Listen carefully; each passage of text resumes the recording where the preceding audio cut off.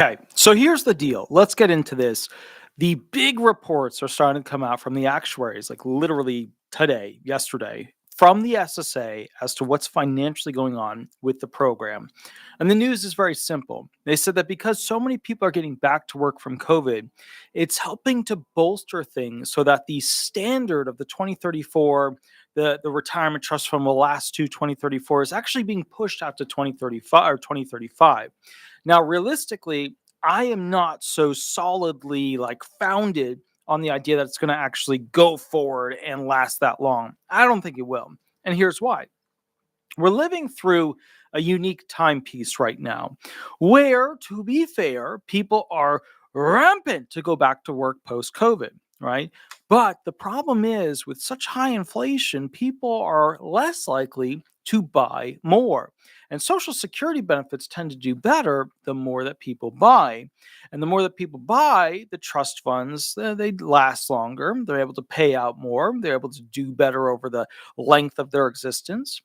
But one thing I want to focus on is the cost of living adjustment. And in this video, we're going to specifically answer why the cost of living adjustment is again boosting upwards and what that means for you. Now, we're going to go to this article real quick. It's from Adam Levy. It was produced on May 6th, which is, of course, today. Batty Beth, thank you for the $2 donation. That's awesome. Very, very cool. Very, very cool. The Federal Reserve just indicated Social Security could get a bigger 2025 cost of living adjustments, COLA, than expected. Now, here we go. The Federal Reserve may have just given retirees the biggest indication yet that their 2025 cost of living adjustment may be quite substantial. Now, it's not going to be substantial like 8.7 or 10 or 15. It's not going to be that big. We're talking maybe reaching 4. The Fed is tasked with a dual mandate to maximize employment while maintaining stable prices. Over the past 3 years, it's been a battle with ongoing inflation. Its biggest goal right now is to push inflation below 2%, which they're failing at horribly. I mean, it's just not going well for them. The Federal Open Market Committee, FOMC, recently met and released a statement on May 1st. At the top of the statement, the FOMC said, in recent months, there has been a lack of further progress towards the committee's 2% inflation objective. In other words, inflation just isn't coming down as quickly as hoped. So what does all this have to do with retirees, Social Security benefits, cost of living adjustments, etc.? Here we go. The way that the Social Security Administration determines the COLA each year is by using the average inflation rate in the third quarter. So if you wanted to manipulate the cost of living adjustment, make it so that people received less, you would essentially look at the prices that you index, the prices that you average and measure by, and you make sure in those months, that third quarter, that they're not going to be spiking too high, if you know what I mean. Okay. So again, the way the Social Security Administration determines the COLA each year is by using the average inflation rate in the third quarter as determined by the Consumer Price Index. If, as the Fed indicates, there's a lack of meaningful progress towards the committee's 2% inflation goal, retirees could be in store for a bigger cost of living adjustment than anticipated. That's not necessarily a good thing for seniors, though. Now, remember, 5 to 10 years ago, every time there was a cost of living adjustment, they would promote that as a parade, a flagship this. Oh my goodness, how amazing that. They would parade the hell out of that thing. But now people are educated. They know that a cost of living adjustment, the bigger that number is, it means the less money they're actually getting going forward because they've changed the cost of living adjustment math so that even when the number goes up, a 3 way back in the day could mean a 6, could have meant a 10% increase. So you're getting a much smaller number for an actually much larger expensive next year. So you get less money than you're supposed to as a result of them changing the cost of living adjustment math. Now, as a result of that, the higher that number goes, the more drastic the increases of inflation actually are. That's why when you go to Walmart and you're shopping and you finish at the end of the day, nothing's what it used to be. It's 2 to 3 times what it used to be at this point over the past couple of years. Now, very cool. BK, let's talk. Thank you for the $2 donation. That's absolutely awesome. Walter Acolyte, 31 days, 6/4. Stoked for this. I am very cool. Oh, Star Wars for sure. for sure. I'm on board. So, will inflation start coming down? The consumer price index reading for March came in at 3.5%. Core inflation, which removes the volatile cost of food and energy, climbed 3.8%. Importantly, those numbers are above the 3.2% cost of living adjustment retirees received at the start of this year. Now, everybody knows, nobody's fooled by the fact, okay, that 3.2% didn't cover bleep for what it actually costs to be able to live in this country going forward. It didn't. Everything was substantially higher. Some things were 10% higher. Some things were 75% higher. It was ridiculous as to what was going on. Metals, very, very expensive going forward. They rocketed up when it comes to manufacturing. Okay. Now, with that said, 3.2% was a bit of an insult to the retired because they couldn't afford things, and now it made it nearly even more impossible for them to be able to survive in the homes that they paid for their entire life. With that said, this year is looking like that number might actually be higher than the 3.2%, which means that we will have another year where people are just not going to be able to afford things. Chief among them, survivors, those who are getting spousal benefits, those who are getting disabled little child benefits, those who are getting SSI benefits, Social Security disability insurance benefits, and of course, retirement benefits. Not only is inflation failing to progress towards the FOMC's goal, but it's also trending upward. There are still 2 months before the CPI readings start to count towards the COLA, because remember, they only look at the months in the third quarter. They don't look at the intro, the first quarter months, the second quarter months, or the fourth quarter months.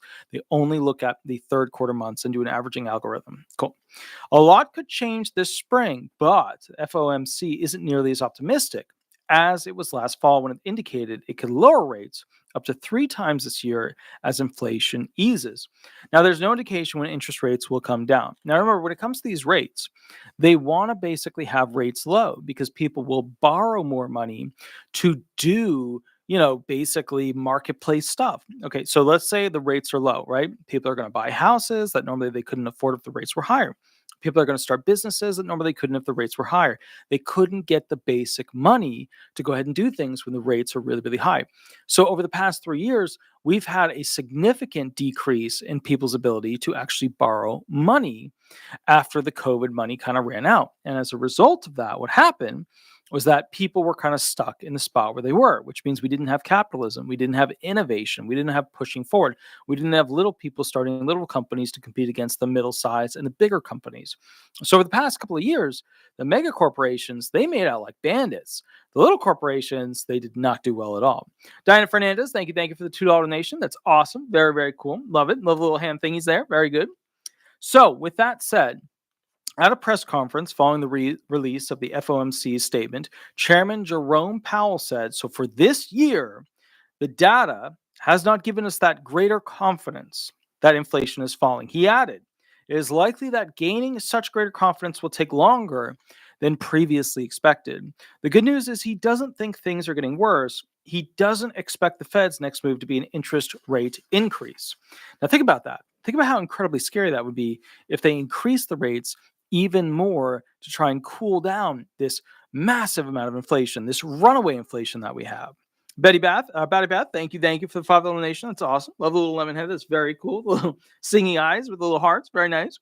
So with that said, still, we'll probably reach the third quarter with higher inflation rates than what many anticipate at the start of the year. And that means a higher cost of living adjustment for retirees. The Senior Citizens League already raised its COLA forecast from 1.75% to 2.6% last month. It might have to make another adjustment in the near future. I mean, obviously, I don't think it's going to hit 4. But if it does, that's really, really bad news for the retired and disabled because they are really not going to be able to afford it. If you think you don't like 2024, wait until 2025 rolls around and it's even more expensive to try and buy things like food, clothing, etc., toiletries, right? Why a bigger COLA isn't necessarily best for retirees. While an increase to your monthly benefit might sound great, right? The truth is an extra large pay bump is usually a bad thing for retirees. There are a couple of reasons why. First, the COLA is calculated based on a specific CPI reading called the CPIW, or the Consumer Price Index for urban wage earners and clerical workers, which isn't the disabled and retired, right? Retired or elderly, disabled are kind of like elderly because they're not working. Okay. But what a young professional spends money on is drastically different from what a retiree spends money on. The latter is better represented by a CPI reading known as the CPI-E, the Consumer Price Index for Americans 62 years and older, right? Because it's the CPI-E. CPI-E is for the elderly, okay? Which looks at the basket of goods the typical senior spends money on. Now, the result of the discrepancy between the cost of living adjustment based on the CPI-W and the CPI-E generally means a senior's expenses rise faster than the actual cost of living adjustment. It's not by a lot. It's like, 0.5-ish, stuff like that.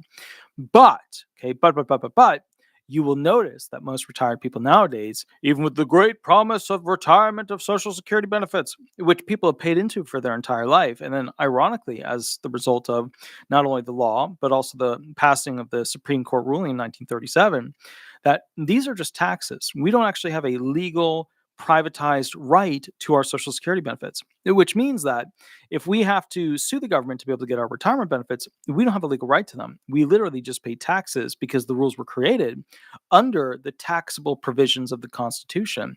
They weren't created under the privatized rights. So that means that there's no special little account out there with your name on it for all that money that you paid in because you have no right to it. That's the weird thing. Now, the result of the discrepancy, okay, between COLA based on CPI-W and the rising CPI-E generally means the senior's expenses rise faster than the COLA, okay? And that's been true so far this year as CPI-E has increased more than CPI-W in each of the first 3 months of this year. So you're losing out on percentage points of increase. Not a lot, but a little bit. The second thing retirees need to consider is taxes. While their Social Security income might increase, the income limits before that money becomes taxable do not. This is one of the shittiest parts, and it's really terrible, and it's not good for retirees, and it's very harmful for them. And it's basically where their benefits, right? So you get taxed, they take away your money, right, with FICA taxes, and then when you earn money while receiving retirement benefits, they tax you again. But the level, the amount that they tax you at, it hasn't gone up. It's not tied to a cost of living adjustment. So every single year, more and more people in the middle class and now a lower class, when it comes to financially being able to earn money, are all paying taxes on the retirement benefits when they're working. So they haven't changed those numbers, right, of where you're going to get taxed. They're extremely low since the 1990s, as no inflation adjustment was baked into the law. And remember, they were originally created so that only the very, very rich back in the 1990s will have to actually pay a portion of their retirement benefits in taxes, right? They'd have to give up their retirement benefits to taxation when they're earning more money, which is interesting because now, and I think Biden-Harris has to do a little bit of work here, obviously. What's happening now is that the poor class that's earning over 25K or 34K and things like, but the poorer class is earning that amount, right? The very poorest, not the richest, like in the 1990s, but the very poorest. So most working elderly people nowadays that are able to earn just over 25K, right, are now seeing their retirement benefits being taken away from them, which is insanity because let's just be very honest here. Let's be very realistic here. The whole point of retirement is to secure you throughout your future, not for you to be double dipped where they tax you twice on retirement benefits. Because remember, you get taxed the first time with FICA taxes, and then you get taxed again with taxation on your retirement benefits because you had to go work because your retirement benefits weren't enough. It's a terrible system. They have to change it. They have no interest in changing it because, let's just be fair, many of the people in Congress, they have so much money, they don't care. They don't rely on their Social Security benefits. Let's just be honest about that. All right. Kevin, thank you for the $2 donation. That's awesome. Yeah, that's a good question. When will COLA, cost of living adjustment, consider rent for an apartment? So at some point, America is going to, in the not too distant future, have to create massive subsidized housing for people who are on Social Security benefits because there's too many retired, disabled, widows, survivors, etc. Spousal benefits. There's too many people that don't have enough money to be able to afford anything, and sending elderly people or survivors or disabled to basically homeless encampments is not a good look for the United States. But we are heading there within the next 5 to 10 years. That's literally it. If you took all of that money from the Ukraine war that they're going to use to basically fight Russia and rebuild Ukraine, we could have actually built a significant number of those future housing units that are subsidized by the government to give housing to the retired and the disabled. Because let's call it like it is, the benefits keep decreasing over time because the cost of living adjustment, they keep changing the math on it. And if they keep changing the math, we keep getting less. And the way they change the math, by the way, is that instead of giving you what you're supposed to get to buy the same thing, when the same thing becomes too expensive, they drop you down to being able to afford the next best thing. So instead of getting, filet mignon, you get a lesser quality steak, a lesser quality of steak, a lesser quality of steak, a lesser quality of steak. And then we're down to, pork, and then we're down to chicken, and then we're down to, basically beef, and then we're down to whatever's below that. And they just keep lessening what you have the capacity to buy with the cost of living adjustment. $2 donation from Kevin again. Very cool. Thank you, good sir. Kevin says, all I need is a jail cell sized house. I'd be happy. That is a great way to put it. A jail cell sized house, and everybody be happy. That's very cool. Very good, very good. The second thing retirees need to consider is taxes. While the Social Security income might increase, the income limits before that money becomes taxable do not. They haven't changed that since the 1990s, as no inflation adjustment was baked into law. Since those thresholds remain low, a large number of retirees will pay more in taxes as a percentage of their income with a bigger benefit. As a result, the purchasing power of a retiree's Social Security checks is reduced even further, mitigating the upside of their cost of living adjustment. Now, a lot can change over the next few months, but there's a little indication that inflation is coming down soon. That may mean a bigger cost of living adjustment, but it also probably means less purchasing power for the retirees. All right, so we've gone through this. I hope you understand what's going on, but the bottom line is this, and I'm going to give you the summary as to what I see happening so that you know beyond this article where I believe things are going. Number one, the forecast does not look great because we're in a quasi-unicorn model right now where everybody's getting back to work, everybody's pushing, everybody's poor, so they're going to be working as much as they can to make up the money that they need. Remember, when everything costs more, you have to earn more. And when you have to earn more, you have to work more. And when you have to work more, the government gets the benefit. You get zero benefit. The government gets all the benefit. The government gets more work product out of you. They get to tax you more, and they get to raise the prices of things along with, capitalism and greedy, super rich people, which means that basically everybody at the top of that wonderful little system gets to cause you harm while you have to give more to be able to survive. Remember, there was actually within, the past couple of decades, literally past couple of decades, a time when women did not actually have to work. It's true.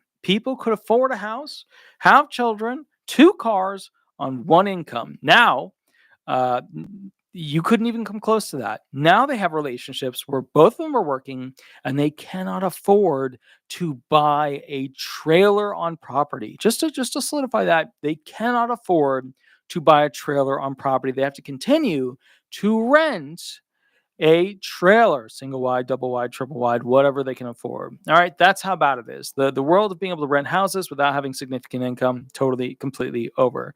In the future, they are getting very close to achieving the you will own nothing and be happy because you'll have no other choice. You're either going to be depressed and constantly down, be anxious about everything, or you'll just have to accept it and keep moving forward.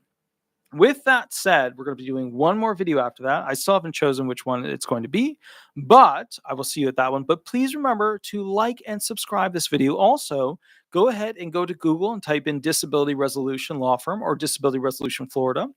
Basically, if you could throw some stars up there, they allow you to leave a review. I always appreciate that.